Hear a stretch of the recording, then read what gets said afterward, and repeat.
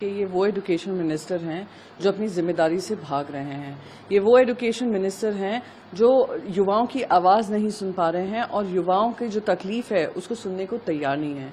ये वो education minister हैं जिनको जब नीट की पूरी कार्रवाई सामने आई थी, नीट के बच्चों ने आकर कहा था किस तरीके से 67 टॉपर्स बन जाते हैं, किस तरीके से ग्रेस मार्क्स अलॉट कर दिए जाते हैं। वो अपनी लड़ाई सुप्रीम कोर्ट में लड़ते हैं क्योंकि एजुकेशन मिनिस्टर के पास समय नहीं है अपनी राजनीति से। फिर आकर कहते हैं कि कोई ऐसा पेपर लीक नहीं हुआ है, कोई सीबीआई इंक्वायरी नहीं होगी। कुछ ही दिन में उनको पलटना पड़ता है। इतने पेपर्स पोस्टपोन होते हैं, साथ ही साथ कैंसिल होते हैं। क्या ये बेहद शर्मनाक नहीं है कि आज देश के युवा संसद की तरफ देख रहे हैं कि हमारे सांसद इस बात को उठाएंगे कि हमारी क्या तकलीफें हैं। ये सिर्फ युवाओं की बात नहीं है, देश के फ्यूचर की बात है और वो अपनी जिम्मेदारी से भाग रहे हैं और जवाब देना नहीं चाह रहे। हम कह रहे थे कि राष्ट्रपति का जो अभिभाषण हुआ उस पर हम सब चर्चा में शामिल होंगे, पर ये मुद्दा बहुत इंपॉर्टेंट है जो आप आपातकाल की बार बार बात कर रहे हैं। वो 5 दशक पहले हुआ था, उससे इन युवाओं को कोई लेना देना नहीं है। आने वाले समय में जो उनकी करियर पे इमरजेंसी लगी हुई है उस पर चर्चा कर लीजिए, पर उससे भी भाग रहे हैं। ये स्पष्ट करता है कि ये इनके दांत दिखाने के कुछ और, खाने के कुछ और हैं। देखिए, जिस अनाउंस हुए हैं का ये सब ऑनलाइन मोड पे होगा, क्या एजुकेशन मिनिस्टर ये आश्वासन दे सकते हैं कि कोई टेक्नोलॉजिकल इश्यूज नहीं आएंगे, टेक्निकल डिफिकल्टीज नहीं आएंगी, इंटरनेट की सुविधा हर सेंटर पे जो सेंटर्स अलॉट किए जाएंगे उन सेंटर्स में रहेगी? यह आश्वासन देना जरूरी है क्योंकि पिछले सीयूईटी में यही हुआ था। दिल्ली के कुछ हिस्सों में टेक्निकल डिफिकल्टीज की वजह से बच्चे अपने ठीक से एग्जाम नहीं दे पाए थे। तो ये अब एजुकेशन मिनिस्टर की जिम्मेदारी है। इतना समय बीत गया है, इतना आपकी विफलताओं का ये जीता जागता सबूत है जो आपको फिर से ये री एग्जामिनेशन करने पड़ रहे हैं। उम्मीद करती हूँ कि इस बार बच्चों के साथ और बच्चों की फ्यूचर के साथ खिलवाड़ नहीं करेंगे। देखिए, जिस तरीके से पूरा राज्यसभा चल रहा है, जहां पर चेयरमैन हो या चेयरमैन की जगह पर डेप्यूटी चेयरमैन हो, वो सिर्फ एक ही तरफ देखते हैं जो है ट्रेजरी बेंचेस की तरफ। एलओपी बार बार खड़े होकर कह रहे थे कि मुझे कुछ बोलना है, मुझे कुछ बोलना है, पर उनकी सुनवाई नहीं हो रही थी। इसलिए कभी एलओपी जो हैं, एलओपी को मजबूरी से वेल ऑफ द हाउस में जाना पड़ा कि ये सही नहीं है कि आप सिर्फ राइट की तरफ देख रहे हैं, ट्रेजरी बेंचेस की तरफ, हमारी तरफ ध्यान ही नहीं दे रहे हैं। कल मैं भी एक पॉइंट ऑफ ऑर्डर रेज करना चाह रही थी, तो पॉइंट ऑफ ऑर्डर रेज करने में एलओपी को उठकर खड़ा होना पड़ा कि कब से हम लोग मांग कर रहे हैं कि एक हमें पॉइंट ऑफ ऑर्डर देना है, वो भी हमें नहीं दिया जाता है। हमारे माइक बंद कर दिए जाते हैं, हमें बोलने का मौका नहीं देते हैं, हमें आपत्ति जताने का मौका नहीं देते हैं। भारतीय जनता पार्टी के वक्ता कुछ भी बोलते रहते हैं, पर हमें पॉइंट ऑफ ऑर्डर जो एक प्रिविलेज और राइट है हमारा as a member of the opposition और member of the treasury benches also, उनका ये राइट और प्रिविलेज है।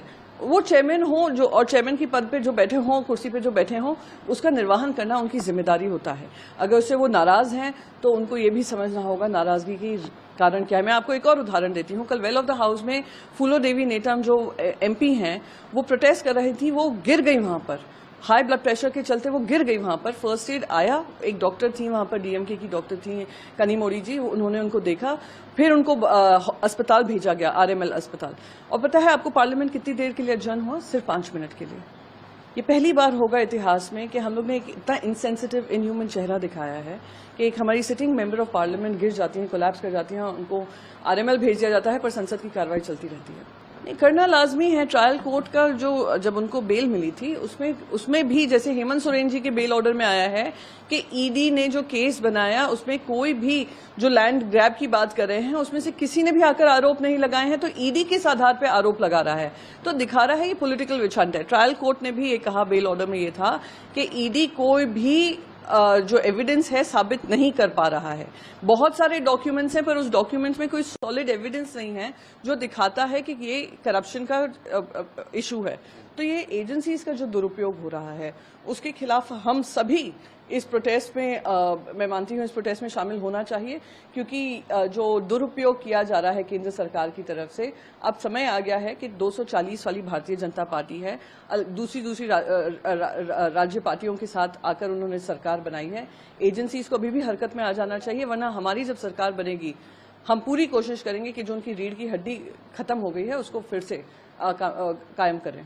मैं बस यही कहूंगी कि देवेंद्र फडणवीस अब वो इंसान हैं जिन्होंने सोचा था कि वो अमित शाह और नरेंद्र मोदी जी का कॉम्बिनेशन महाराष्ट्र में है, पर जनता ने उनको बता दिया कि वो कहां पर हैं। 21 सीट से भारतीय जनता पार्टी 9 सीट पे आ गई इन्हीं के नेतृत्व में। दिखाता है कि अभी तो ट्रेलर हुआ है, पिक्चर अभी बाकी है और महाविकास आघाड़ी बहुमत से आएगी। रही बात बजट की, जिस तरीके से उन्होंने सारी स्कीम्स बताई हैं, दिखाता है कि भारतीय जनता पार्टी को लगता है कि वोटर्स को हम किसी तरीके से लास्ट मिनट पे कोई हम वेलफेयर स्कीम दे देंगे, जो नाराज वोटर्स हैं वो अपना मन बदल लेंगे। पर जो महाराष्ट्र के वोटर्स हैं उन्होंने 2 साल में सिर्फ भ्रष्टाचार देखा, उनके लिए कोई काम नहीं देखा, सिर्फ एक ऐसी गंदी राजनीति देखी जिसके चलते वो उनसे नाराज हैं। ये पैसों के बल पे ये जो खरीदने की कोशिश करते हैं, ईमान खरीदने का काम किया है उन्हें। इनको लगता है अगर वोटर्स भी ऐसे पैसे दे देकर आप उनके वोट खरीदेंगे तो ये इस भ्रम में ना रहें। और दूसरों को के बारे में टीका टिप्पणी करने से पहले जरा अपने गिरेबान में झांकें कि आज जनता ने उनको क्यों विफल किया है।